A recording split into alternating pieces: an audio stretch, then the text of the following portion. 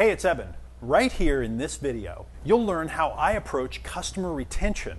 For more advice and tips to help you in business, make sure to click the link you see in this video or go to ebenpagan.com. So in this program, we're going to use the word customer a lot. Customer, client, prospect. I'm going to use the word customer a lot. And what I'd like to do is suggest to you a different term for customer. I'd like to suggest the term business friend. You might want to write that down. Think of them as business friends. And what's the difference between thinking of someone as a business friend and thinking of someone as a customer? If you think of someone as a customer, typically, I think your mindset that you go into is, I am the big, powerful business, and they are the little customer. I will create this massive voicemail tree that I will pay $4.95 a month for. And when they call, it will say, if you want to reach sales, press 1. If you'd like to reach customer service, press 2. If you'd like to have blah, blah, blah, press 3. Right? That's the mindset. That's a customer calling, and I need to treat them like a business and quote policy and procedure to them. But I don't think that customers want to be treated that way. Do you want to be treated that way when you are the customer of a business? It just seems like a huge disconnect. So if you trade out that term customer for business friend, what it does is it switches around the neural connections. And you start saying, well, you know what? How would I treat this person if I was their friend? What if I was their trusted advisor? What if I was someone that they trusted to give them good advice, and what they were going to do is trade me some value in return? John Carlton, wonderful friend of mine, amazing copywriter, he says the hardest thing to do in the world and the hardest skill to acquire is to get the human animal to take out its wallet, take out the credit card, and give it to you. The hardest skill to get an individual person, learn how to get the person to take their money out and give it to you. Very few people have that skill.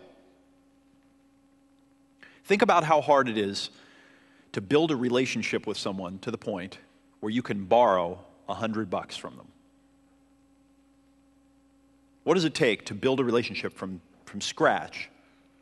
I mean, are you gonna, even if you hang out with someone the whole program, let's say that, this program's 5 full days long. Let's say you meet them, hang out with them, have 7 meals with them, really bond, and at the end of that time, you realize you got your wallet ripped off and you need to get a cab to the airport and you're going to need a little bit of money, you need $100.